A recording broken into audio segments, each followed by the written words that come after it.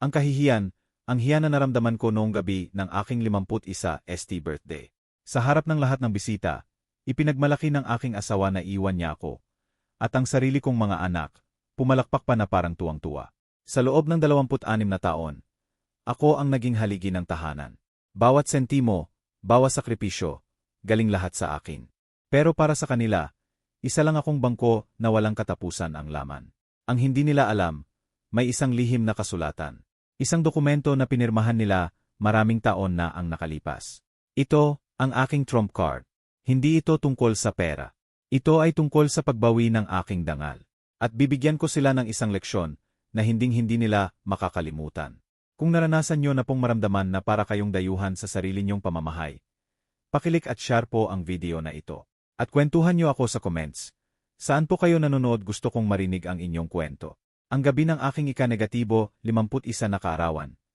Dapat sanay isa sa pinakamasayang gabi ng buhay ko. Pero naging simula ito ng pinakamalaking unos na dumating sa akin. Isipin ninyo, isang pribadong silid sa isa sa pinakamahal na restaurant sa Bonifacio Global City. Ang buong lugar ay napapalibutan ng mga ginto at pilak na lobo.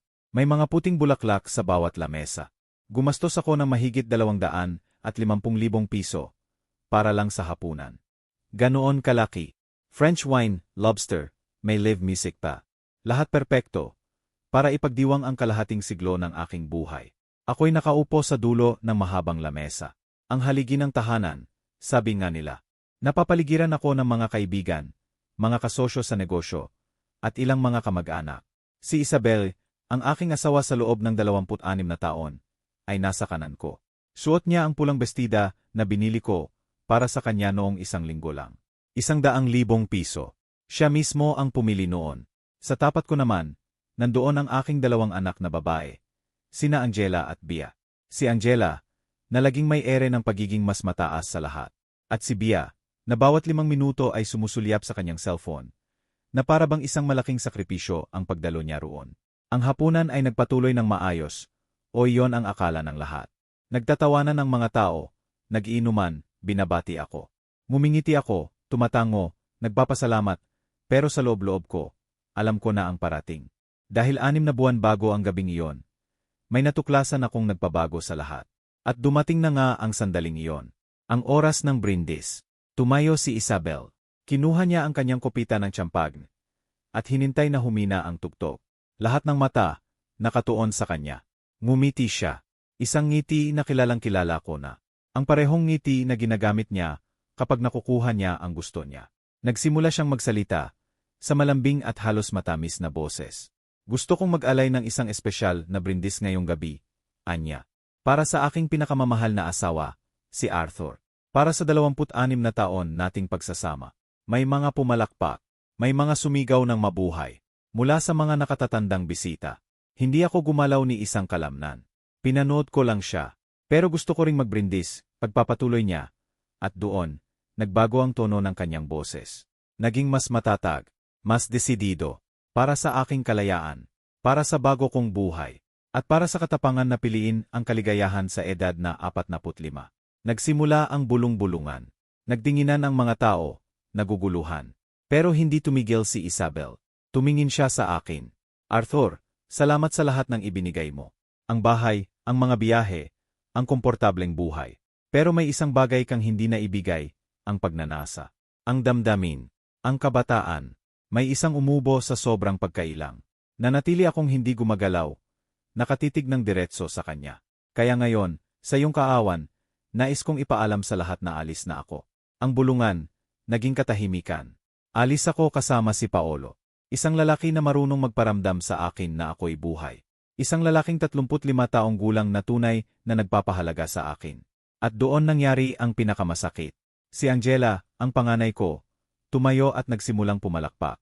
Dahan-dahan noong una, tapos mas mabilis. Sumunod si Bia, na may malaking ngiti sa kanyang mukha. Magaling, mama. Sigaw ni Bia. Si Angela, na laging mas kontrolado, ay nagsalita sa malamig niyang boses. Papa, huwag kang magagalit. Pero may karapatan si mama na maging masaya. Ikaw naman kasi, palagi kang wala. Palaging trabaho, ang kumpanya mo, ang mga meeting mo. 30 tao, 30 pares ng mata ang nanonood sa eksena. na para bang isang palabas sa teatro. Ang ilan, may pagkasuklam. Ang iba, may morbid na kuryusidad. Ang dalawa kong business partner, nakatingin sa akin, naghihintay ng aking reaksyon. Si Isabel, nakatayo pa rin, nagtatagumpay. At doon, dahan-dahan akong tumayo. Isinantabi ko ang aking plato. Pinunasan ko ang aking bibig gamit ang serbilyeta. Dahan-dahan ko itong inilapag sa mesa. Huminga ako ng malalim. Sage, Isabel, sabi ko, sa kalmadong boses. Ang boses ko ay umalingaw-ngaw sa tensyonadong katahimikan. Kung iyan ang gusto mo, sige. Sumama ka sa mas bata mong lalaki. Magsaya ka sa bago mong buhay. Nakita ko ang ginhawa sa mukha niya. Inaasahan niya siguro na sisigaw ako, magwawala, magmamakaawa. Pero, dahil naglalabasan na rin lang tayo ng mga katotohanan sa publiko, pagpapatuloy ko, at ngayon, tumingin ako ng diretso kina Angela at Bia. Tingin ko, nararapat lang na malaman ng aking mga anak ang isang bagay na itinago ko sa kanila sa buong buhay nila. Kumunot ang noo ni Angela. Nawala ang ngiti ni Bia. Hindi ako ang tunay ninyong ama. Isang salita. Hindi. Isang salita ang maririnig. Ang katahimikan ay naging ganap. Inampun ko kayo mula sa isang bahay ampunan noong kayo ay 3 taon at 6 na buwang gulang pa lamang. Sinabi sa akin ni Isabel na hindi siya maaring mag-aanak. Nabawg siya. At ako, na parang isang tangang umiibig, pumayag akong magampon. Pinalaki ko kayo. Pinakain. Binihisan. Binayaran ko ang bawat pribadong paaralan. Bawat biyahe sa Europa. Bawat kapritso. Namutla si Angela. Umiling-iling si Bie. At ngayon, itinaas ko ang aking boses para marinig ng lahat. Ngayong araw na ipinagdiriwang ninyo ang pag-abandona sa akin ng inyong ina, na pinapalakpakan ninyo ang aking kahihiyan. Gusto kong malaman ninyo na ang awa ko para sa inyo, opisyal nang natapos. Sinubukang magsalita ni Isabel. Arthur, hindi mo pwedeng. Pinutol ko siya. Hindi pwedeng magsabi ng totoo ang paehong katotohanan na isinigaw mo sa harap ng lahat. Bumaling ako sa aking mga anak. Gusto ninyong maging masaya ang inyong ina. Perpekto. Ngayon, maaari na kayong umalis na 3. Buuin ninyo ang magandang buhay na iyon kasama si Paolo. Nang wala ako. Nang walang pera ko. At nang walang anumang bagay na aking pinaghirapan. Papa, teka, sinubukan ni Angela na lumapit. Hindi mo ako papa, sagot ko ng may lamig. Ikaw na mismo ang nagsabi. Palagi akong wala, hindi ba palaging trabaho? Bueno, ngayon, maaari na kayong mabuhay nang wala ang trabahong iyon na labis ninyong kinamumuhian. Nagsimulang umiyak si Bia. Pero hindi iyon luha ng kalungkutan. Iyon ay luha ng galit. Ng hindi paniniwala. Kinuha ko ang aking koot mula sa likod ng upuan. Kinuha ko ang aking wallet at nag-iwan ng isang makapal na bungkos ng pera sa mesa. Ito ang bayad sa lahat, sabi ko, habang nakatingin kay Isabel. Magsaya kayo sa dessert ninyo. Alis na ako. At naglakad ako palabas, habang 30 pares ng mata ang sumusunod sa akin sa katahimikan. Ngunit ang revelasyong iyon ay simula pa lamang. Ang simula ng lahat. Ang eksena sa restaurant, ang mga salitang binitiwan ko, hindi yon biglang pagsabog ng galit. Hindi yon isang desisyon na ginawa ko sa init ng sandali. Iyon ay isang plano. Isang plano na maingat kong binuo sa loob ng 6 na buwan. 6 na buwan bago ang gabing iyon. Ang lahat ay nagsimula sa isang ordinaryong Martes ng Marso. Umuwi ako ng maaga mula sa opisina. May kinansela akong isang mahalagang meeting dahil sa matinding pananakit ng ulo. 3:00 pa lang ng hapon. Si Isabel, hindi niya ako inaasahan hanggang 8:00 ng gabi, gaya ng dati. Dahan-dahan kong binuksan ang pinto. Tahimik ang buong bahay. Umakyat ako sa aming silid-tulugan, at doon, may narinig ako. Mga halakhak, mga bulungan, at pagkatapos, ang boses ni Isabel, sa pagitan ng mga paghingal. Ang asawa ko ay isang tanga, sabi niya. Hindi niya kailanman malalaman. Hindi ko binuksan ang pinto ng bigla, tulad ng napapanood sa mga pelikula. Hindi ako sumigaw. Hindi ako gumawa ng eksena. Nanatili lang akong nakatayo sa pasilyo, nakikinig. Nakikinig habang ang aking asawa sa loob ng 26 na taon ay kasama ng ibang lalaki sa aming kama. Sa mga kumot na binayaran ko. Sa bahay na itinayo ko gamit ang sarili kong mga kamay. Nagtatrabaho ng 18 oras araw-araw sa loob ng 1 dekada. Narinig ko ang lahat. Bawat salita. Bawat halakhak. Bawat insulto sa akin. Paano kung mahuli kanya tanong ng isang boses ng isang mas batang lalaki? Hindi niya ako mahuhuli, sagot ni Isabel, na may halong saya. Si Arthur, puro kumpanya lang ang iniisip. Isa pa, kapag nag-divorce kami, makukuha ko ang kalahati ng lahat. Ang mga ari-arian niya ay nagkakahalaga ng mahigit 450 milyong piso. Makakakuha ko ng 225 milyon, ang bahay, mga kotse, at tayong dalawa. Lilipat sa Miami at mamumuhay na parang mga hari. Tumawa ang lalaki. At ang mga bata, pagpapatuloy ni Isabel, sina Angela at Bia, nasa panig ko. Galit sila sa ama nila, tulad ko. Palaging wala, palaging nagtatrabaho. Sila ang magpapatunay para sa akin kung kinakailangan. Kinumpirma na iyan ng abogado ko. Doon, sa pasilyong iyon, gumuho ang mundo ko. Ngunit sa pagguhong iyon, isang bagay ang nabuo. Isang malamig at matigas na bagay sa loob ng aking dibdib. Tahimik akong bumaba ng hagdan. Lumabas ako ng bahay. Sumakay sa aking kotse. Nagmaneho ako pabalik sa aking opisina. At doon, habang nakaupo sa aking desk, ginawa ko ang pinakamahalagang desisyon sa aking buhay. Hindi ako sisigaw. Hindi ako magmamakaawa. Hindi ako gagawa ng isang madramang eksena. Dudurogin ko sila. Legal, methodikal, at walang awa. Ang una kong tinawagan ay si Reyes, ang aking abogado at matalik na kaibigan mula pa noong kolehiyo. Ikinuwento ko sa kanya ang lahat, bawat detalye. Tahimik na nakinig si Reyes, at pagkatapos ay sinabi niya ang isang bagay na hindi ko malilimutan. Arthur, sabi niya, kung gagawin natin ito ng tama, kung magkakaroon tayo ng pasensya, hindi nila malalaman kung ano ang tumama sa kanila hanggang sa huli na ang lahat. At doon nagsimula ang aking plano. Una, kumuha ko ng isang pribadong investigador, ang pinakamahusay sa lungsod. Binayaran ko siya ng 500,000 piso bilang paunang bayad. Ang trabaho niya idokumento ang bawat galaw ni Isabel, bawat pagkikita nila ni Paolo, bawat mensahe, bawat tawag, bawat kasinungalingan. Sa loob ng 2 linggo, mayroon na akong sapat na ebidensya para palubugin ang isang barko. Mga litrato, mga video, mga audio recording. Si Paolo pala ay isang personal trainer sa isang mamahaling GYM. 35 anyos. Nakilala siya ni Isabel 6 na buwan na ang nakalipas nang mag-enroll siya para maging fit. Napaka-ironic ng buhay. Hindi ba pero hindi ko pa ginamit ang mga ebidensyang iyon. Hindi pa. Pangalawa, sinimulan kong ayusin ang aking mga ari-arian. Dito nagpakita ng tunay na galing si Reyes. Lumalabas na 26 na taon na ang nakalipas. Nang ikasal kami ni Isabel, pumirma siya sa isang kasunduan bago ang kasal, isang prenuptial agreement. Noong mga panahong iyon, nagsisimula pa lang ang aking kumpanya. Halos wala pa akong pag-aari. Ngunit ang aking ama, isang matalinong tao, ay pinilit akong protektahan ang aking sarili. Pumirma si Isabel sa dokumentong iyon nang hindi man lang binabasa. Sobrang sabik niya sa kasal, sa puting bestida, sa honeymoon sa Cansin, pumirma siya sa lahat ng inilagay ko sa harap niya. Ang dokumentong iyon ay malinaw na nagsasaad. Sa kaso ng diborsyo, dahil sa napatunayang pagtataksil, ang nagkasalang partido ay hindi makakatanggap ng anuman. Walang-wala. Inilabas ni Reyes ang dokumento mula sa mga file.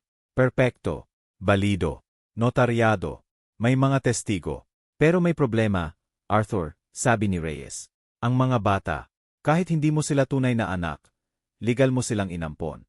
May mga karapatan sila. Alam ko, sagot ko. Pero may plano rin ako para diyan. Nakikita nyo, nang ampunin ko sina Angela at Bia, nag-set up ako ng isang trust fund para sa bawat isa. Mga savings account na lumago sa loob ng 25 at 22 taon. Ang bawat account ay may humigit kumulang na 15 milyong piso. Pera na bala kong ibigay sa kanila kapag sila ay 30 taong gulang na. Kung magpapakita sila ng responsibilidad at kapanahunan. Ngunit ang trust fund na iyon ay may mga sugnay. Mga sugnay na ako mismo ang sumulat kasama si Reyes noong maliliit pa ang mga bata. Isa sa mga sugnay na iyon ay nagsasaad. Ang benepisyaryo ay mawawalan ng kabuwang akses sa mga pondo kung magpapakita ng matinding kawalang-galang, sukdulang kawalan ng utang na loob, o sinasadyang pinsala sa nagbigay ng tiwala. Sa madaling salita, kung babastusin nila ako ng malubha, mawawala sa kanila ang lahat. At ang ginawa nila sa aking kaarawan, ang pagpalakpak sa aking kahihiyan, iyon na ang pinakamatinding patunay na kailangan ko. Ang lahat ng ito, ang bawat piraso ng plano, ay inihanda ko sa loob ng 6 na buwan ng pananahimik. 6 na buwan ng pagpapanggap. Habang sila ay nagpaplano ng kanilang pagtataksil, ako naman ay nagpaplano ng kanilang pagbagsak. Matapos kong malaman ang katotohanan sa pasilyo ng sarili kong pamamahay, hindi ako nagwala. Hindi ako nag-iskandalo. Ang unang ginawa ko ay ang tawagan si Reyes, ang aking abogado. Sa isang tahimik na sulok ng aking opisina, doon namin sinimulan ang pagbuo ng isang plano. Hindi isang plano ng paghihiganti na puno ng galit, kundi isang plano ng hustisya na tila isang laro ng chess. Bawat galaw, pinag-isipan. Bawat hakbang, kinakalkula. Sa sumunod na 6 na buwan, ako ay naging perpektong asawa. Ang pinakamahusay na ama. Umuwi ako sa bahay na may ngiti. Nagdadala ko ng mga regalo para kay Isabel. Dinadala ko siya sa mga mamahaling hapunan. Ako pa nga ang naglano ng sarili kong birthday party. Gumastos ako ng 250,000 piso para masigurong magiging perpekto ang lahat. Isang malaking palabas. Isang magandang entablado para sa huling akto ng aming pagsasama. Habang ginagawa ko ang lahat ng ito, ang aking pribadong investigador ay patuloy na nagtatrabaho. At si Isabel, naging pabaya siya. Naging kampante. Akala niya, wala akong kaalam-alam. 3 beses sa isang linggo kung makipagkita siya kay Paolo. Minsan sa mga hotel. Minsan sa isang apartment na inuupahan ng lalaki. Isang beses, dinala pa niya ito sa aming beach house sa Batangas. Sa aming bahay bakasyunan. Ang aking mga anak, sina Angela at Bia, ipinakita rin nila ang kanilang tunay na kulay sa mga buwang iyon. Isang araw, narinig ko si Angela na kausap ang isang kaibigan sa telepono. Sabi niya, hindi na ako makapaghintay na mag-divorce sina mama at papa. Kukumbinsihin ko si mama na ibigay ang parte ko sa mana ng maaga. Gusto kong magbukas ng boutique sa Greenbelt. Gagamitin ko ang pera ni papa, syempre. Si Bia naman, hindi rin nagpahuli. Sa isang family gathering, narinig ko siyang sinabi, si papa, sobrang boring. Puro trabaho na lang. Karapat-dapat si mama sa isang taong mas masaya. Ang bawat salita nila ay parang patalim na tumutusok sa aking likod. Pero hindi ako kumibo. Inirecord ko ang mga pag-uusap na iyon. Lahat. Patago ko ring sinuri ang aming mga joint bank account. Si Isabel, paunti-unti palang kumukuha ng pera sa loob ng ilang buwan. 25,000 dito, 50,000 doon. Nakapag-ipon siya ng halos 1,000,000 piso sa isang lihim na account.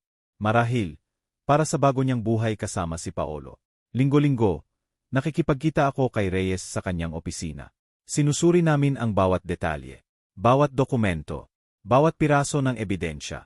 Sigurado ka ba talaga dito? Tanong niya sa akin isang beses. Pamilya mo pa rin sila, Arthur. Sumagot ako ng walang pag-alinlangan. Tumigil sila sa pagiging pamilya ko noong araw na nagpasya silang pagtaksilan ako. Ngayon, sila ay 3 babae na nagkamali sa pagmamaliit sa maling tao. At sinimulan na namin ang pinakamahalagang bahagi ng plano. Ang pag-ayos ng aking mga ari-arian. Ang bahay namin, ang malaking bahay sa isang eksklusibong subdivision. Inilipat ko ang pagmamay-ari nito sa isa sa aking mga kumpanya. Sa technical na aspeto, hindi na ito nakapangalan sa akin. Nakapangalan na ito sa Arthur Enterprises, LLC. Hindi kailanman sinusuri ni Isabel ang mga ganitong dokumento. Buo ang tiwala niya na ako ang namamahala sa lahat. Ang 3 mamahaling sasakyan na ginagamit nila, ang Mercedes ni Isabel, ang BMW ni Angela, at ang Audi ni Bia, inilipat ko rin. Ngayon, pag-aari na rin sila ng kumpanya. Bahagi na sila ng mga corporate assets. Kahit ang mga credit card na ginagamit nila, nakakonekta sa mga corporate accounts, hindi sa personal. Sa papel ako mismo, bilang isang individual, ay halos wala ng pag-aari. Ang aking bahay, mga kotse, at mga pangunahing bank account, lahat ay protektado sa ilalim ng mga legal na estruktura na maingat na idinisenyo ni Reyes. Akala ni Isabel, didiborsyuhin niya ang isang lalaki na may 450 milyong pisong personal na yaman. Ang katotohanan ako, bilang isang tao, ay mayroon lamang halos 10 milyong pisong idineklara. Ang lahat ng iba pa ay nasa mga kumpanya, mga trust funds sa ibang bansa, at mga international account.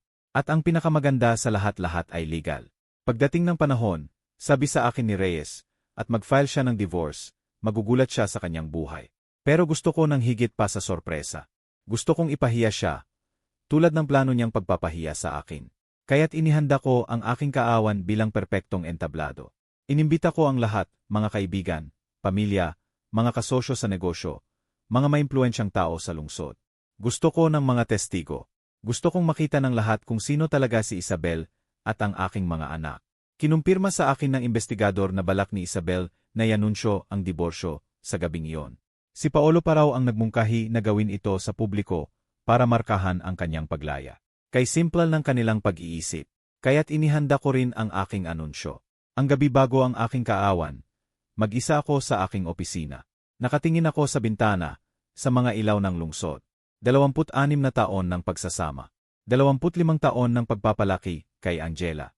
22 taon ng pagpapalaki kay Bia. Lahat pala ay isang kasinungalingan. Pero kinabukasan, lalabas ang katotohanan. At babayaran nila ang bawat insulto. Bawat pagtataksil.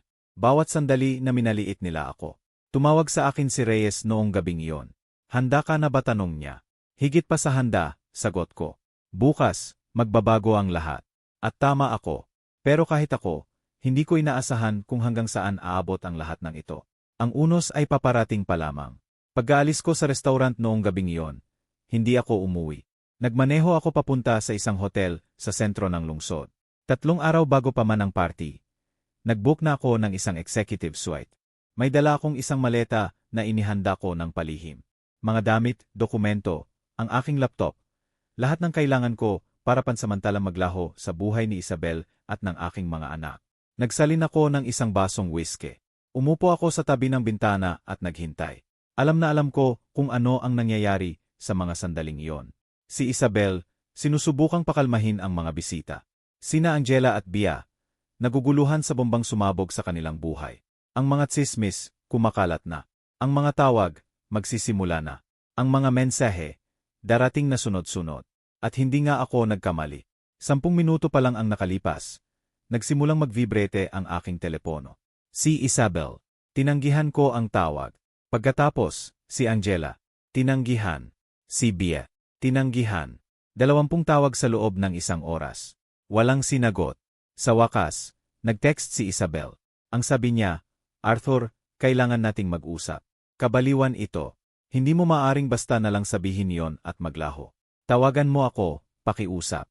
Hindi ako sumagot. Pagkalipas ng 1 pang oras, si Angela naman ang nag-text. Papa, alam kong galit ka, pero kailangan nating linawin ito. Totoo ba ang sinabi mo, talaga bang ampon kami? Bakit hindi mo sinabi sa amin? Hindi ko rin sinagot. Si Bia ang pinakadiretso. Kasinungalingan to. Di ba nagsisinungaling ka lang para saktan kami? Manipulator ka. Noon pa man. Napangiti ako habang binabasa ang mensaheng iyon. Perpekto. Bawat salita ng galit na isinulat nila ay isa na namang piraso ng ebidensya para kay Reyes. Kinabukasan ng umaga, tinawagan ko si Reyes mula sa hotel. Simulan na natin ang 2 yugto, sabi ko. Sigurado ka na ba talaga, tanong niya. Kapag sinimulan na natin ito, wala nang atrasan. Kailanman ay hindi ako naging masigurado sa isang bagay sa buong buhay ko. Bumuntong hininga si Reyes. Sige, ipapadala ko ang mga dokumento ngayong hapon. Bukas, darating sa kanila ang mga abiso. Ibinaba ko ang telepono at nagtimpla ng kape. Binuksan ko ang aking laptop. 12 ng mga email, mga kaibigan na nagtatanong kung okay lang ako. Mga kasosyo sa negosyo na nagpapahayag ng kanilang suporta. Ang mga mensahe lang na may kinalaman sa negosyo ang sinagot ko.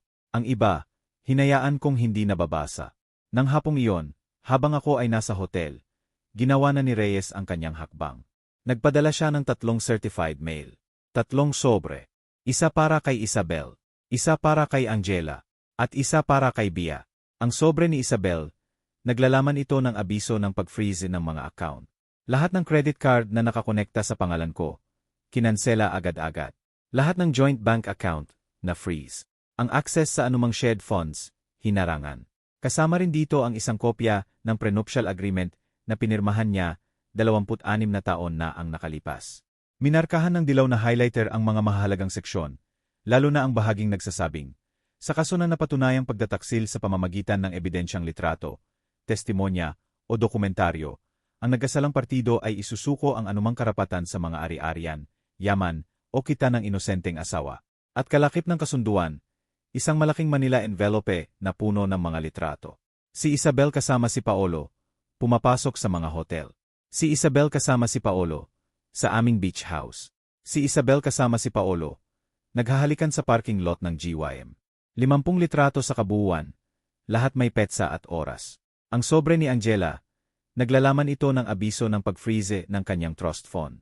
Ang 15 milyong piso na hindi na niya mahahawakan. Ipinaliwanag sa abiso ang sugnay tungkol sa matinding kawalang-galang At partikular na sinipi ang kanyang mga salita noong aking kaarawan. Papa, palagi kang wala. Palaging trabaho, ang kumpanya mo. Kasama rin dito ang mga transcript ng mga nai-record na pag-uusap kung saan pinag-usapan niya ang pagkuha ng aking pera para buksan ang kanyang bautike. Ang sobre ni Bia, halos pareho. Ang kanyang trust fund, na-freeze din. Ang kanyang mga salita, nakadokumento rin. Ang kanyang mga plano na gastusin ang aking pera, nakalantad din. Natanggap ko ang kumpirmasyon ng paghahatid ng mga sobre bandang alas 6 ng gabi. Ang 3 sobre ay napirmahan at natanggap na. Ngayon, kailangan ko na lang maghintay. At ang tawag ay dumating pagkalipas ng 30 minuto. Si Isabel. Sa pagkakataong ito, sinagot ko. Anong kalokohan ito, Arthur? Sigaw niya pagkasagot ko pa lang. Na-freeze mo lahat ng account. Kinansela mo ang mga card ko. Nababaliw ka na ba? Hello, Isabel, sabi ko ng mahinahon. Natanggap mo ba ang mga litrato? Katahimikan. Isang mahaba at mabigat na katahimikan. Ako, maipapaliwanag ko yan. Sa wakas ay nautal niyang sabi. Hindi mo na kailangang magpaliwanag ng kahit ano. Malinaw na malinaw ang mga larawan. Ikaw at si Paolo, 6 na buwan ng pakikipagsapalaran. Pinaplano ang bago ninyong buhay sa Miami gamit ang pera ko. Arthur, pakiusap, pag-usapan natin ito bilang mga matatandang tao. Nag-usap na tayo kagabi. Sa birthday ko. Sa harap ng 30 tao. Naalala mo ba? Hindi ko alam na, nasasabihin mo yon tungkol sa mga bata. Ang mga bata, ulit ko ng may lamig. Sina Angela at Bia ba ang tinutukoy mo ang mga pumalakpak noong inanunsyo mong iwan mo ako, ang mga nagsabing palagi akong wala? Natuwa lang sila, hindi sila nag-iisip. Eksakto, hindi sila nag-isip. Walang sinuman sa inyo ang nag-isip. At ngayon, pagbabayaran ninyo ang mga kahihinatnan. Hindi mo ito maaaring gawin. May mga karapatan ako. 26 na taon tayong kasal. Basahin mo ang prenuptial agreement, Isabel. Pahina 3, talata 5. Pinirmahan mo iyon. Notaryado. Ganap na legal. Narinig ko ang mga higbi sa kabilang linya. Pero hindi yon higbi ng kalungkutan. Iyon ay higbi ng galit ng pagkabigo. Isa kang halimaw, bulong niya. Hindi, Isabel. Ako ay isang lalaki na sa wakas ay nagising. Isang lalaki na sa loob ng 26 na taon ay nagtrabaho ng 18 oras araw-araw para bigyan ang kanyang pamilya ng marangyang buhay. Isang lalaki na umampon ng 2 bata at pinalaki sila na parang sariling dugo. Isang lalaki na pinagtaksilan ng 3 taong pinagkakatiwalaan niya ng husto. Ang mga bata, wala silang alam sa amin ni Paolo. Pero ipinagdiwang nila ang aking kahihiyan. Pinutol ko siya. At iyon ay sapat na. Ibinaba ko ang telepono. Ang unang legal na atake ay matagumpay. Ngunit ito ay simula pa lamang. Matapos kong ibaba ang telepono kay Isabel, pinatay ko ito. Alam kong hindi titigil ang mga tawag. Hindi titigil ang mga mensahe. Kailangan ko ng katahimikan. Sa sumunod na 3 araw, nanatili ako sa hotel. Nagtrabaho ako mula roon. Mga virtual meeting, mga kontratang kailangang suriin, mga dokumentong kailangang pirmahan. Ang aking kumpanya ay patuloy na tumatakbo ng perpekto kahit wala ako sa opisina. Ang buhay nagpatuloy. Si Reyes ang nagbibigay sa akin ng mga update sa lahat ng nangyayari. Si Isabel, kumuha na raw ng abogado. Isang lalaking nagngangalang Attorney Mendoza, kilala sa pagiging agresibo sa mga kaso ng diborsyo. Ang singil niya, 25,000 piso bawat oras. Hayaan mo siyang gumastos, sabi ko kay Reyes. Bawat pisong ginagastos niya sa abogadong iyon, ay 1 pisong nababawas sa pera niya para mabuhay. Ang abogado ni Isabel ay nagpadala ng isang sulat. Humihingi ng agarang pagbabalik ng mga bank account, akses sa bahay, at isang pansamantalang suporta na 500,000 piso bawat buwan habang nililitis ang kaso. 500,000. Buwan-buwan. Ngumiti lang si Reyes. Sumagot siya ng isang 4 na pahinang sulat. Inilakip niya ang prenuptial agreement, ang mga litrato, ang mga audio recording kung saan inaamin ni Isabel ang kanyang plano. At sa dulo, isang simpleng pangungusap. Ang aking kliyente ay walang anumang legal na obligasyon na suportahan ang isang taksil na asawa na lumabag sa mga tuntunin ng kanilang kasunduan sa kasal. Hindi na muling sumagot ang abogado niya. Habang si Isabel ay nakikipaglaban sa legal na paraan, sinubukan naman ni Angela ang ibang diskarte. Nagpadala siya sa akin ng isang mahabang email. Puno ng luha, puno ng pagsusumamo. Ang sabi niya, Papa, alam kong nagkamali ako. Alam kong nasabi ko ang mga bagay na hindi dapat. Pero ikaw pa rin ang papa ko. Pinalaki mo ako. Tinuruan mo ako ng lahat. Paano mo kami basta nalang buburahin sa buhay mo? Kailangan ko ang pera mula sa trust fund. May mga utang ako. 1,800,000 piso sa mga credit card. Pakiusap, huwag mo itong gawin sa akin. Hindi ko na tinapos basahin ang email. Binura ko ito agad. Ang mga utang na yon, siya ang gumawa. Siya ang dapat magbayad. Si Bea naman, sa kabilang dulo ng spectrum. Nagpadala siya ng mga mensaheng puno ng mura. Tinawag niya akong matanda. Mapait. Sinabi niyang palagi niya akong kinamumuhian. Na hindi ako naging mabuting ama. Na nararapat sa akin ang lahat ng nangyayari. Bawat mensahe, bawat insulto, inisave ko. Mas maraming ebidensya para kay Reyes. Sa ikalimang araw matapos ang aking kaarawan, bumalik ako sa bahay. Alam kong wala doon si Isabel at ang mga bata. Si Reyes ay nakakuha ng isang pansamantalang utos ng korte na nagbabawal sa kanila na lumapit sa ari-arian hanggang sa maresolba ang kaso ng diborsyo. Ang bahay, eksakto kung paano ko ito iniwan. Umakyat ako sa aking silid. Kumuha ako ng mas maraming damit, mga dokumento, at mga lumang litrato ng pamilya na gusto kong itago. Hindi mga litrato ni Isabel o ng mga bata, kundi mga litrato ng aking mga magulang, ng aking mga lolo't lola, ng aking buhay bago ang kasal na ito. Sa aparador ni Isabel, may nakita akong interesante. Isang kahon na nakatago sa ilalim ng maraming Amerikana. Sa loob, may mga bank statement ng kanyang lihim na account. 1,200,000 piso. Nandoon lahat. May mga resibo rin mula sa mga alhasan. Bumibili pala siya ng mga regalo para kay Paolo, gamit ang pera ko. Isang relo na nagkakahalaga ng 250,000 piso. Isang gintong kwintas na 100,000. Mga hikaw na diamante na 150,000. Kinunan ko ng litrato ang lahat. Ipinadala ko kay Reyes. Ginto ito, sagot niya. Malversation of marital funds. Magagamit natin ito. Nang gabing iyon, habang nag-iimpake ako ng mga huling gamit, may nag-doorbell. Hindi ko inaasahan ang sinuman. Sumilip ako sa bintana. Si Paolo. Ang sikat na Paolo. Ang personal trainer. Maskulado, tanned, kasama ang kanyang itim na pickup truck na nakaparada sa aking driveway. Binuksan ko ang pinto. Anong kailangan mo, tanong ko nang may malamig na paggalang. Ngumiti siya ng mayabang. Ikaw siguro si Arthur. Ako si Paolo, ang boyfriend ni Isabel. Alam na alam ko kung sino ka. Nakita ko na ang mga litrato mo. Photogenic ka pala. Nawala ang ngiti niya. Makinig ka, Ginoo. Pumunta ako rito para mag-usap tayo bilang kapwa lalaki. Ikinuwento sa akin ni Isabel ang lahat. Alam kong galit ka, pero nagmamahalan kami ng totoo at hindi ka nagiging makatarungan sa lahat ng legal na bagay na ito. Nagkrus ako ng mga braso. Hindi makatarungan, interesanteng pagpili ng salita mula sa isang lalaking kasama ng isang babaeng may asawa sa loob ng 6 na buwan. Hindi siya masaya sa iyo. At sa tingin mo, magiging masaya siya sa sahod mo bilang personal trainer. Magkano ba ang kinikita mo sa isang buwan? Paolo, 200,000-300,000. Nanigas ang kanyang panga. Hindi lahat ay tungkol sa pera. Tama ka. Pero malaking tulong iyon kapag gusto mong mamuhay sa Miami na parang hari. Hindi ba tinitigan ko siya mula ulo hanggang paa? Pinangakuan ka ni Isabel ng 225,000,000 piso. Isang bahay, mga mamahaling sasakyan. Iyon ang totoong dahilan kung bakit ka kasama niya. Hindi pag-ibig, pera. Wala kang alam. Mas marami akong alam kaysa sa inaakala mo. Inilabas ko ang aking telepono.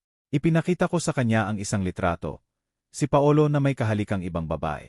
Ang litrato ay may petsa 2 linggo na ang nakalipas. Namutla ang kanyang mukha. Magaling ang investigador ko, sabi ko. Lumalabas na mayroon ka pang 2 kliyente. Mga matatandang babae, mayayaman, may asawa. Pinapangakuan mo rin ba sila ng walang hanggang pag-ibig? Ako, iyan ay. Umalis ka sa ari-arian ko. Sabi ko ng may diin. Gayon din. Umalis siya ng walang imik. Kinabukasan ng umaga, ipinadala ko kay Isabel ang mga litrato ni Paolo kasama ang ibang babae. Walang text. Mga larawan lang. 3 malinaw na litrato. Si Paolo, hinahalikan ng isang blonding babae na nasa 50s. Si Paolo, pumapasok sa isang hotel kasama siya. Si Paolo, tumatanggap ng isang sobre mula sa kanya, marahil pera. Tumawag si Isabel 5 minuto pagkatapos. Umiyak. Sumisigaw. Minumura si Paolo. At minumura ako. Dahil sa pagpapadala ng mga litratong iyon. Na para bang ako ang may kasalanan kung bakit sinungaling ang kanyang kalaguyo. Ngayon naiintindihan mo na, sabi ko ng mahinahon. Ang lalaking ipinagpalit mo sa akin. Ang lalaking dahilan kung bakit mo ipinahiya ang ating pagsasama sa harap ng 30 tao. Pera lang ang habol sa'yo. At ngayong alam na niyang wala kang makukuha, malamang ay naghahanap na siya ng susunod niyang biktima. Alam mo ito, humikbi siya. Alam mong ganito siya at wala kang sinabi sa akin. At bakit ko naman sasabihin sa iyo, ikaw ang pumili na sirain ang ating pamilya. Hinayaan lang kitang hukayin ang sarili mong libingan. Ibinaba ko ang telepono bago pa siya makasagot. Ang unang bugso ng kanilang desperasyon ay tapos na. Ngunit alam kong marami pang darating. 3 linggo matapos ang aking kaarawan, nang malaman ni Isabel na wala siyang makukuha sa akin sa legal na paraan, gumawa siya ng isang desperadong hakbang. Ginamit niya ang social media. Nagpost siya ng isang luma naming litrato noong araw ng aming kasal. Isang mahaba at madamdaming caption ang kasama nito. Ikinuwento niya ang kanyang bersyon ng istorya. Sabi niya, pagkatapos ng 26 na taon ng pagsasama, ng pagsasakripisyo ng aking kabataan at mga pangarap para sa aking pamilya, inabandona ako ng aking asawa ng walang-wala. Na-freeze niya ang aming mga account, tinanggalan ako ng access sa sarili kong tahanan, at ngayon ay balak niya akong iwan sa lansangan. Lahat dahil sa wakas ay natagpuan ko ang lakas ng loob na maging masaya. Ito ay financial abuse. Ito ay kalupitan. Pero hindi ako mananahimik. Ang post na iyon, kumalat na parang apoy. Sa loob lang ng ilang oras, libo-libo na ang komento. Karamihan, sumusuporta sa kanya. Tinatawag akong halimaw. Sinasabing ako ay isang mapangkontrol at abusadong asawa. May ilan pang ang nanawagan na i-boycott ang aking kumpanya. Ishinar ni na Angela at Bia ang post. Nagdagdag pa sila ng sarili nilang mga komento. Sabi nila, inabandona kami ng aming ama matapos niyang sabihin na ampon kami. Ginamit niya kami sa loob ng maraming taon at ngayon ay itinapon na parang basura. Ang telepono ko, hindi tumigil sa pagring. Mga reporter na gustong kumuha ng aking panig. Mga kaibigan na nagtatanong kung totoo ba. Mga kliyente na nag-aalala sa imahe ng kumpanya. Tumawag sa akin si Reyes, nag-aalala. Arthur, lumalaki na ang gulo. Kailangan nating gumawa ng damage control. Hindi, sagot ko ng mahinahon. Hayaan mo silang magpatuloy sa paghuhukay. Ano? Bawat salitang pinupost nila, bawat kasinungalingang sinasabi nila, ebidensya iyon. I-screenshot mo lahat. I-save mo ang bawat komento. Hinahayaan natin silang gumawa ng sarili nilang bitag. At tama ako, dahil si Isabel, sa kanyang desperasyon na makuha ang simpatya ng publiko, ay nagkamali ng malaki. Sa isang interview sa isang local news blog, sinabi niya, ang asawa ko ay laging malamig at malayo. Hindi niya talaga minahal ang aming mga inampong anak. Ginamit niya sila bilang palamuti para magmukhang mabuting tao. Nang makita ni Reyes ang interview, napangiti siya. Kaamin niya lang sa publiko na alam niyang ampon ang mga bata. Sabi niya sa akin sa telepono. Salungat iyon sa unang post niya, kung saan pinalabas niyang malisyoso mong itinago ang impormasyon. Magagamit natin ito.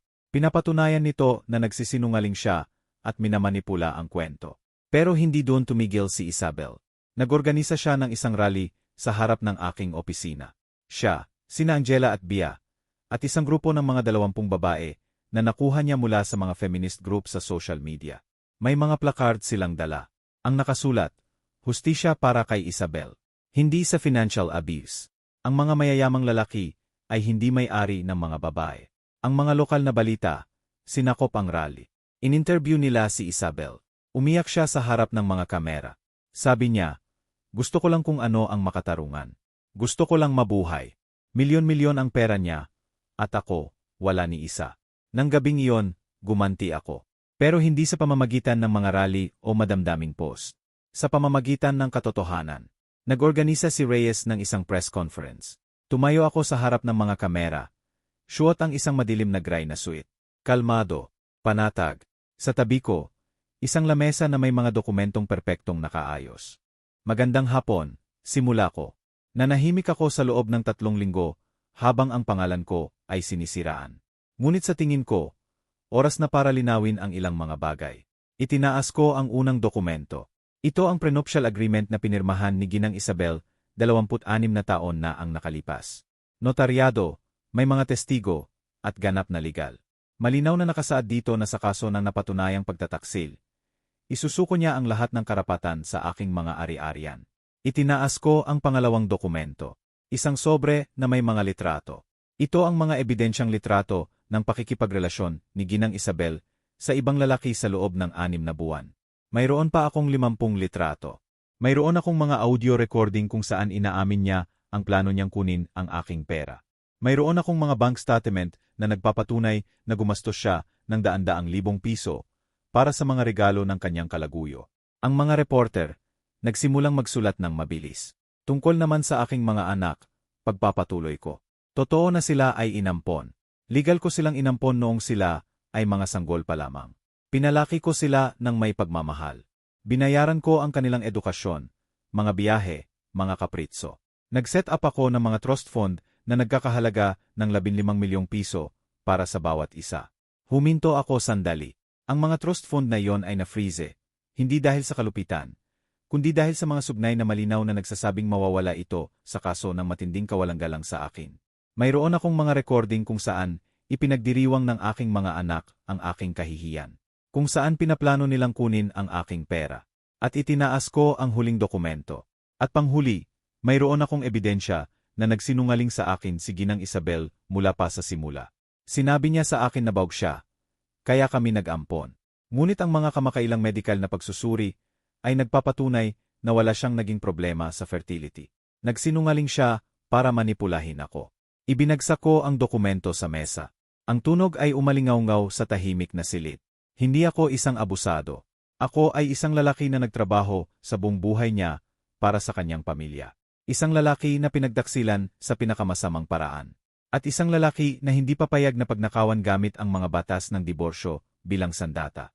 Umalis ako sa silid nang hindi sumasagot sa anumang tanong. Si Reyes na ang bahala sa iba pa.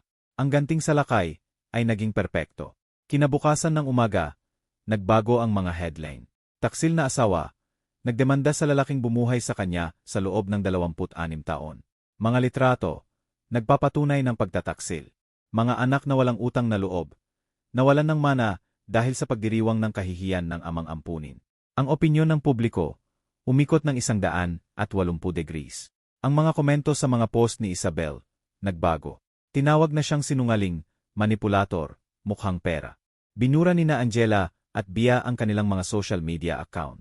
Hindi nila kinaya ang pambabatikos. At ang huling pako sa kabaong ni Isabel ay dumating mula mismo kay Paolo. Nagbigay siya ng interview sa isang radio program kung saan inamin niya ang lahat. Sabi niya, tingnan ninyo, tapat na tao ako. Si Isabel ang lumapit sa akin. Sinabi niyang mayaman siya, hindi masaya sa kanyang pagsasama. Nang malaman kong wala siyang makukuha, tinapos ko na ang relasyon. Hindi ako magsisinungaling, kasama sa atraksyon ang pera. Ang interview na iyon, ang sumira sa anumang natitirang kredibilidad ni Isabel. Ang digmaan sa media ay tapos na. At ako ang nagwagi. Ang 6 na linggo sa pagitan ng paunang pagdinig at ng formal na paglilitis ay naging isang malaking pagbubukas ng mata. Hindi para sa akin, kundi para kay Isabel, Angela, at Bia. Dahil sa wakas, naranasan nila ang isang bagay na hindi pa nila naranasan sa buong buhay nila. Ang tunay na kahihinatnan. Si Reyes ang nagbibigay sa akin ng mga balita. Si Isabel, nakahanap daw ng trabaho bilang receptionist sa isang dental clinic. Ang sahod, 30,000 piso bawat buwan. Para sa isang babae na sanay gumastos ng 200 at 50,000 piso buwan-buwan para lang sa damit, iyon ay isang malaking dago. Isang sampal mula sa katotohanan. Si Angela, kinailangan niyang ibenta ang kanyang mga designer bags sa mga second-hand appy online. Ang mga bag na binili ko. Nakahanap siya ng trabaho sa isang department store. Nagtutupi ng mga damit. Ang sahod, minimum wage. 16,000 piso kada buwan. Si Bia, na hindi pa nagtatrabaho ni isang araw sa kanyang buhay, nauwi bilang waitress sa isang fast food restaurant. Silang dalawa, kinailangang lumipat sa isang maliit na apartment na kanilang pinaghahatyan. Walang luho, walang kaginhawaan. Yung 1,200,000 piso ni Isabel, naglaho sa loob lang ng 3 linggo. Ibinayad niya ng 2 buwang advance para sa isang maliit na studio unit. Bumili ng isang second-hand na kotse na nagkakahalaga ng 200,000 piso na laging nasisira. Ang natira, napunta sa pagkain, gasolina, at pagbabayad ng mga kagyat na utang sa credit card. Habang sila ay nahihirapan, ako naman ay nagpatuloy sa aking buhay. Nagtatrabaho, naglalakbay. Nakapagsara ako ng isang kontrata na nagkakahalaga ng 170 milyong piso sa isang distributor sa Texas. Bumili ako ng isang bagong apartment sa pinaka-eksklusibong lugar sa lungsod. Mas maliit kaysa sa dati naming bahay, pero perpekto para sa akin. Isang gabi, 2 linggo bago ang paglilitis, may nag-doorbell sa akin bandang 11:00 ng gabi. Tiningnan ko ang security camera. Si Bia. Binuksan ko ang pinto, pero iniwan ko ang kadena. Anong ginagawa mo rito? Tanong ko. Ang itsura niya, kahabag-habag. Gusot ang damit. Hindi nasuklay ang buhok. Malalim ang mga mata. Papa, pakiusap, kailangan kitang makausap. Wala na tayong dapat pag-usapan. Nabubuhay ako sa impyerno. Nagtatrabaho ako ng 12 oras araw-araw. Sumasakit ang mga paa ko. Tinatrato ako ng mga tao na parang basura. Hindi ko na kaya. Welcome to the real world, Bie, sagot ko. Ang mundo kung saan nabubuhay ang karamihan sa sangkatauhan. Kaya mong itigil ito. Pwede mong ibalik ang pera ko. Pwede mo akong tulungan. Paano mo ba ako tinulungan noong birthday ko sa pamamagitan ng pagpalakpak sa aking kahihiyan? Tanga ako noon, hindi ko alam. Alam na alam mo ang ginagawa mo. Hindi mo lang alam na magkakaroon ng kahihinatnan. Pakiusap, lumuhod siya sa harap ng aking pinto. Nagmamakaawa ako. Patawarin mo ako. Gagawin ko ang lahat. Tumayo ka, Bia. Hindi magbabago ang isip ko dahil sa isang madramang palabas. Anong gusto mong gawin ko, mas lalo pang magdusa, mas lalo pang mapahiya? Wala akong gusto mula sa iyo. Iyon ang punto. Hindi na kita problema. Isinara ko ang pinto. Narinig ko siyang umiyak sa labas sa loob ng 5 minuto bago siya umalis. Hindi ako nakaramdam ng kahit anong awa. Kinabukasan, si Angela naman ang sumubok ng ibang paraan.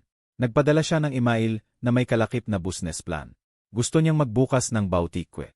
Kailangan niya ng 2 milyon at 800,000 pisong paunang puhunan. Nangako siyang ibabalik ang pera sa loob ng 2 taon na may interes. Binura ko ang email nang hindi man lang binabasa ang buong plano. 1 linggo bago ang paglilitis, ginawa ni Isabel ang kanyang huling desperadong pagtatangka. Nagpost siya ulit sa social media. Pero sa pagkakataong ito, iba ang diskarte. Nagpost siya ng mga lumang litrato noong maliliit pa ang mga bata. Mga birthday, mga Pasko, mga bakasyon ng pamilya. Tingnan ninyo kung ano ang mayroon kami, isinulat niya. Isang magandang pamilya, masaya, at isang lalaki ang sumira dito dahil sa pride, dahil sa paghihiganti, dahil sa perang hindi na niya kailangan. Arthur, kung nababasa mo ito, pakiusap, alalahanin mo ang mga sandaling ito. Alalahanin mo noong masaya tayo. Huwag mong hayaang sirain ng sama ng loob ang lahat ng ating binuo. Ang post ay nakakuha ng ilang suporta. Pero karamihan sa mga tao, alam na ang buong kwento. Ikaw ang sumira diyan dahil sa iyong pagtataksil. Komento ng isang tao. Ang mga kahihinatnan ay sa iyo. Sa wakas, natutunan nila. Bawat aksyon ay may reaksyon. Bawat desisyon ay may kapalit. Natutunan nila ito sa mahirap na paraan. Ang buhay na dati nilang kilala, ang buhay na puno ng luho at walang alalahanin, ay wala na. Iyon ay pinalitan ng tunog ng alarm clock sa umaga, ng pagod na mga paa sa gabi, at ng malamig na katotohanan na ang pera ay kailangang paghirapan. Ito ang kanilang bagong realidad. At sa realidad na ito, haharap sila sa korte. Walang pera, walang kapangyarihan, at walang anumang alas na hawak. 3 buwan matapos ang huling paghuhukom, tuluyan na akong umalis sa lungsod na puno ng mapapait na alaala. Nagdesisyon akong manirahan sa Cebu. Isang bagong simula. Isang bagong hangin. Doon, dahan-dahan kong sinimulang buuin muli ang aking buhay. Isang buhay na para lamang sa akin. Ang bahay kung saan nabuo ang mga kasinungalingan, naibenta ko na. Ang mga sasakyang simbolo ng karangyaan, wala na rin. Ang tanging itinira ko ay ang aking kumpanya, at ang aking kapayapaan ng isip. Habang ako ay nagtatayo ng bagong pundasyon, sila naman ay pinipilit na tumayo mula sa pagkakadapa. Si Reyes ang paminsan-minsang nagbabalita sa akin, hindi dahil sa gusto kong malaman, kundi dahil kailangan. Si Isabel, nagpatuloy sa pagiging receptionist. Nabalitaan kong tumigil na siya sa pagrereklamo. Tinanggap na niya ang kanyang kapalaran. At ang aking mga anak, sina Angela at Bia, doon ko nakita ang tunay na pagbabago. Ang pagbagsak nila mula sa pedestal ng karangyaan ang siyang naging pinakamahusay na guro para sa kanila. Nabalitaan kong si Angela ay umalis na sa department store. Dahil sa kanyang pinag-aralan sa Paris, na pinaghirapan kong bayaran, nakakuha siya ng mas disenteng trabaho bilang isang administrative assistant sa isang maliit na kumpanya. Ang sahod, 50,000 piso kada buwan. Hindi ito kalakihan kumpara sa dati, pero sarili niya itong pinaghirapan. Bawat sentimo. Si Bia naman, nagpatuloy sa pagiging waitress. Pero ayon kay Reyes, siya ang pinakamasipag sa kanilang restaurant. Laging nakangiti sa mga customer. Laging maasikaso. Ang dating prinsesa na walang ibang ginawa kundi ang magreklamo, ay natutong maglingkod sa iba. Magkasama pa rin silang nakatira sa maliit na apartment. Naghahati sa bayarin. Nagtutulungan. Ang hirap na kanilang dinaanas ang siyang nagpatibay sa kanilang samahan. Isang bagay na hindi nagawa ng pera at luho noon. At isang araw, 4 na buwan matapos akong lumipat, isang email ang dumating sa aking inbox. Mula kay Angela. Pinag-isipan ko kung bubuksan ko ba. Pero sa huli, binuksan ko rin. Ang mga salita niya ay simple lang, pero tumagos sa akin. Hindi siya humihingi ng pera. Hindi siya nagmamakaawa. Nagpapasalamat siya. Salamat, sabi niya. Salamat sa pag-ampon sa akin. Salamat sa pagbibigay ng buhay na hindi ko kailanman mararanasan. Naging isa akong masamang anak, Papa. At ngayon, habang nararanasan ko ang pagod sa pagtatrabaho, sa wakas, naiintindihan ko na ang lahat ng sakripisyo mo. Hindi ako umaasa sa kapatawaran. Gusto ko lang malaman mo na naiintindihan ko na. Hindi ako sumagot. Paano ka sasagot sa ganoong klaseng sulat? Pagkalipas ng 1 linggo, isa pang email. Mula naman kay Bia. Mas prangka, mas direkta. Arthur, sulat niya. Hindi niya ako tinawag na Papa. Tama ka sa lahat. Nilason ni Mama ang isip namin. Pero may sapat na kaming gulang para mag-isip, para sa aming sarili. At pinili naming maniwala sa kanya. Pinili naming saktan ka. At ngayon, pinagdudusahan namin ang mga resulta. Sinusubukan kong ayusin ang buhay ko. Hindi para sa iyo, kundi para sa akin. Dahil ayokong matulad kay Mama. Sana maging masaya ka. Totoo. Muli, hindi ako sumagot. Pero ang mga email na iyon, itinago ko. Sila ang unang senyales na ang aral na ibinigay ko, kahit gaano kasakit, ay nagsisimula ng magbunga. Sa Cebu, nakilala ko si Patricia. Isang babaeng may sariling buhay, may sariling negosyo. Hindi niya ako kailangan para sa pera. Ang kailangan namin sa isa-isa ay kasama. Pag-unawa, isang kapareha sa bagong yugto ng aming buhay. Sa kanya, naramdaman ko ang katahimikan na hindi ko naramdaman sa loob ng 26 na taon. 1 taon matapos ang paglilitis, isang pakete ang dumating para sa akin. Isang sulat kamay, mula kay Angela. Sa loob, isang mahabang liham. Ikinuwento niya ang kanilang buhay sa loob ng 1 taon. Ang paghihirap, ang mga luha, pero higit sa lahat, ang kanilang pagbangon. Nakatanggap ako ng promotion. Arthur, sulat niya. Isa na akong administrative manager. Mas malaki na ang sahod ko. Nakalipat na kami ni Bia sa isang mas maayos na apartment. Maliit pa rin, pero amin. Pinaghirapan namin. Natutunan naming mag-budget. Natutunan naming mag-ipon. Natutunan naming pahalagahan ang bawat piso. Ang aral na itinuro mo sa amin ay ang pinakamasakit pero pinakamahalagang regalo na natanggap namin. Ipinakita mo sa amin ang halaga ng dignidad. Isang bagay na hindi nabibili ng pera. Salamat. Sa ilalim ng sulat, may isang maliit na tala mula kay Bia. Nag-enroll ako sa isang night class para sa accounting. Gusto kong magkaroon ng propesyon. Gaya mo. Doon, sa mga salitang iyon, naramdaman ko ang isang bagay na matagal ko nang hindi naramdaman. Hindi pagmamalaki, hindi rin awa. Siguro pag-asa. Ang mga binhi ng responsibilidad na akala ko'y hindi na kailanman tutubo sa kanila.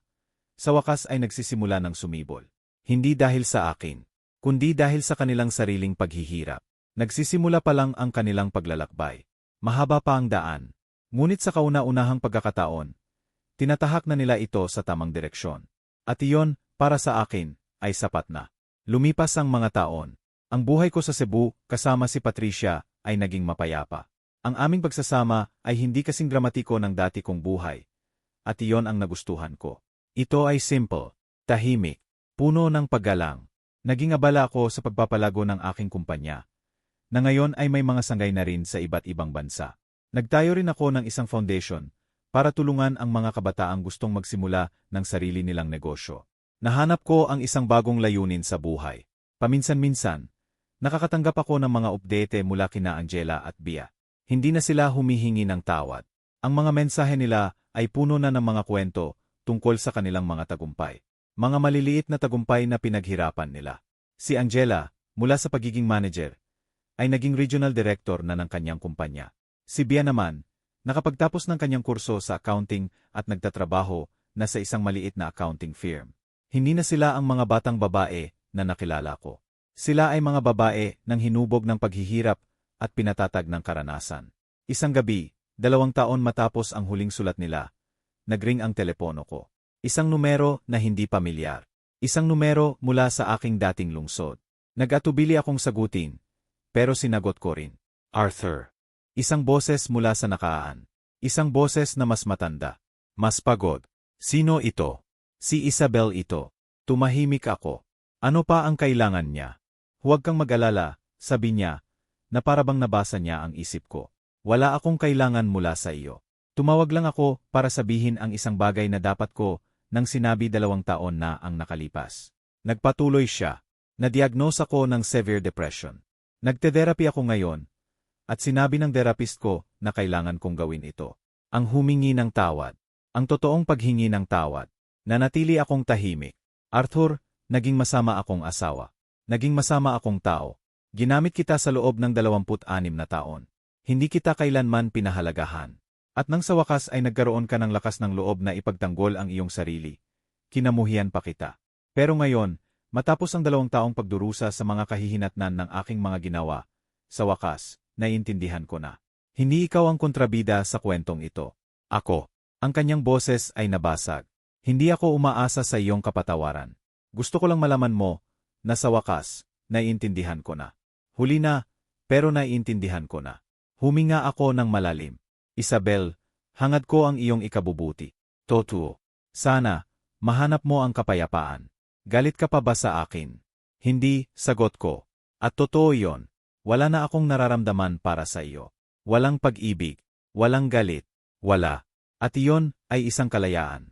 Ibinaba ko ang telepono. Tumingin sa akin si Patricia. Kumusta ka? Okay lang ako, sabi ko. Nakakagulat, pero okay lang ako. Dahil totoo. Ang galit na binuo ko sa loob ng maraming buwan. Ang sakit na dinala ko sa loob ng maraming taon, ay wala na. Napalitan na ito ng isang tahimik na kawalan. Kinabukasan, tumawag ako kay Reyes. Reyes, sabi ko, may ipapagawa ako sa iyo. Ano iyon, Arthur? Ang mga trust fund ng mga bata. Ang 15 milyong piso, bawat isa. Gusto ko nang alisin ang pagka-freeze. Sigurado ka na ba? Pero may mga bagong kondisyon. Ipinaliwanag ko kay Reyes ang aking plano. Ang pera ay ilalabas sa loob ng 5 taon. Kung sa loob ng panahong iyon ay magpapatuloy silang magpakita ng responsibilidad sa pananalapi, matatag na trabaho, at personal na paglago, matatanggap nila ang buong halaga kasama ang interes. Kung hindi, ang lahat ay idodonate sa isang charity. Hindi ko ito ginagawa para sa kanila, sabi ko kay Reyes. Ginagawa ko ito para sa akin. Para maisara na ng tama ang kabanatang ito. 5 taon pa ang lumipas. Ako ay 56 na taong gulang na. Ang aking buhay kasama si Patricia ay masaya at panatag. Isang umaga, tumawag si Reyes. Ang 5 taon, tapos na. Sina Angela at Bia, kwalipikado na sila. Ilalabas ko na ba ang pondo? Ilabas mo na. Nang hapong iyon, nakatanggap ako ng 2 tawag. Sina Angela at Bia. Parehong umiyak. Nagpapasalamat. Hindi para sa pera, kundi para sa pangalawang pagkakataon. Para sa tiwala. At diyan po nagtatapos ang aking mahabang kwento. Ang aking dating asawa, at ang aking 2 anak, hinarap nila ang bunga ng kanilang mga desisyon. Hindi ko sila sinira. Hinayaan ko lang silang matuto sa pinakamahirap ngunit pinaka-epektibong paraan. Natutunan nilang tumayo sa sarili nilang mga paa. At sa proseso, nahanap nila ang isang bagay na mas mahalaga kaysa sa perang nawala sa kanila, ang kanilang dignidad. At ako pagkatapos ng lahat ng sakit, ng lahat ng unos, sa wakas, nahanap ko ang tunay na kapayapaan sa aking bagong buhay. Ito ay isang kalayaan na hindi mabibili ng kahit anong yaman. Ngayon, ako naman po ang magtatanong sa inyo. Sa tingin ninyo, naging malupit po ba ako o naging makatarungan lang? Ibahagi po ninyo ang inyong saloobin sa comments sa ibaba. Maraming salamat po sa inyong pakikinig at pagsama sa akin. Huwag po kalimutang mag-like, share, at mag-subscribe para sa mas marami pang mga kwentong tulad nito. Nang gabing iyon, habang nakaupo sa aking teres at pinagmamasdan ang paglubog ng araw sa karagatan, inisip ko ang lahat. Ang pagtataksil, ang kahihiyan, ang paghihiganti, ang hustisya, at sa huli, ang paglago. Hindi ito isang kwento ng paghihiganti. Ito ay isang kwento ng pagbawi. Pagbawi ng dignidad. Pagbawi ng kapayapaan. Natuto sila sa pinakamasakit na paraan. At ako, natutunan kong ang tunay na kalayaan ay hindi nasa pagganti, kundi nasa pagpapalaya. Pagpapalaya sa galit. Pagpapalaya sa nakaraan. Sa wakas, pagkatapos ng lahat, malaya na ako.